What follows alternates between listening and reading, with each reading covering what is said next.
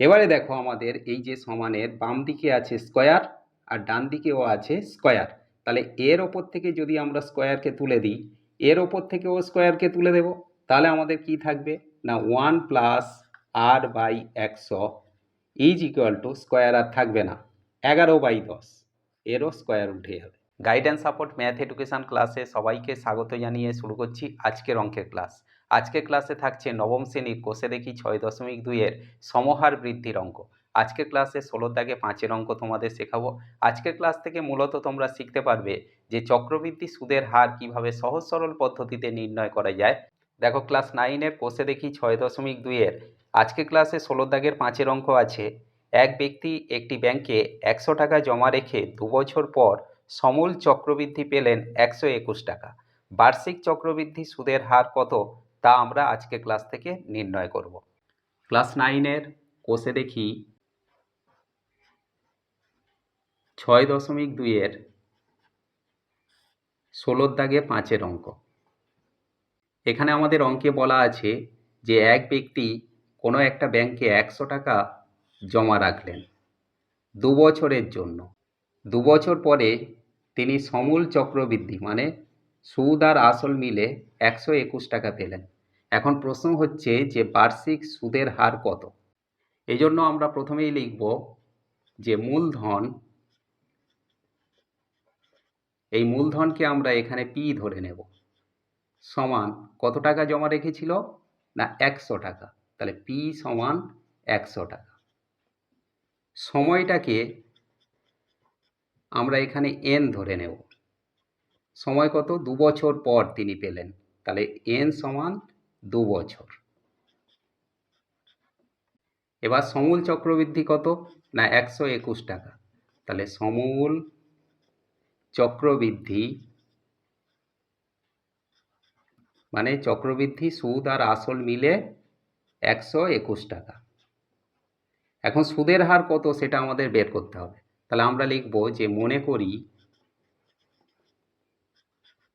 সুদের হার, এই সুদের হারটা বার্ষিক মানে বছরে, বার্ষিক কত না R%, এটাকে আমরা আর ধরে নিলাম। এবারে এখান থেকে আমরা লিখব যে শর্তানুযায়ী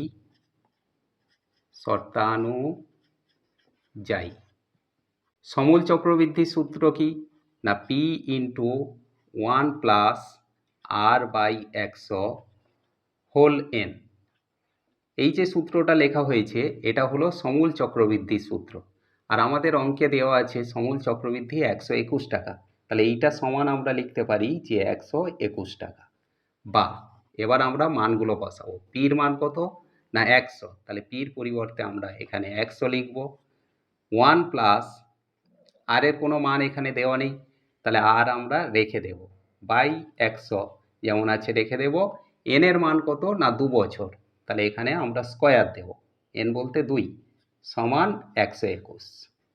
বা দেখো 1 plus r by 100 whole square, এটা আমরা রাখবো 1 plus r by 100 whole square সমান ওপারে আছে 121, আর এই 100টা এখানে নিচে যাচ্ছে কেন না এইটার সঙ্গে এটা গুণ ছিল, সেই জন্য 100টা নিচে এলো।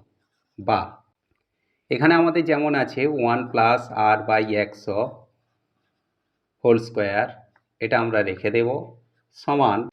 এবারে দেখো এই যে 121 আছে, এই 121-এর যদি আমরা বর্গ করি তাহলে এখানে পাবো আমরা 11, মানে 11 গুণ 11 ইজ ইকুয়াল টু 121। আর 100 যদি বর্গ করি এখানে পাবো 10, মানে 10 ইন্টু 10 ইজ ইকুয়াল টু 100। এর ওপরে আমরা স্কয়ার দিয়ে দেব, তার মানে কি না 11 স্কয়ার মানে 11 গুণ 11 ইজ ইকুয়াল টু 121, আর এটাও হলো 10 স্কয়ার মানে 10 গুণ 10 ইজ ইকুয়াল টু 100।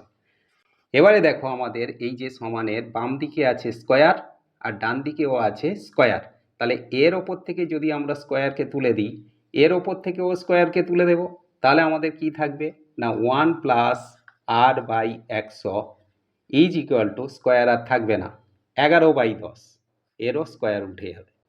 বা আর বাই 100 আমরা রেখে দিলাম সমান 11/10 এই যে প্লাস ওয়ানটা সমানের ডান দিকে নিয়ে যাচ্ছি, তাহলে হয়ে যাবে -1, বা r/100 সমান, এটা লসাগু করে আমরা বিয়োগ করলে 11 - 10, মানে 11 থেকে 10 বিয়োগ করলে 1 থাকবে ওপরে আর নিচে লসাগু 10, বা আর এর মান তাহলে কত হবে, এই যে বজ্র গুণন করলে 10r ইজ ইকুয়াল টু 100 সঙ্গে 1 গুণ করলে 100, তাহলে 10r ইজ ইকুয়াল টু 100।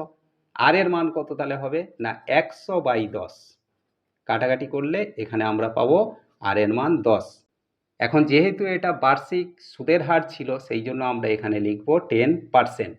তাহলে আমাদের প্রশ্ন ছিল যে বার্ষিক চক্রবৃদ্ধি সুদের হার কত, তাহলে আমরা অতএব দিয়ে লিখব যে বার্ষিক চক্রবৃদ্ধি সুদের হার 10%।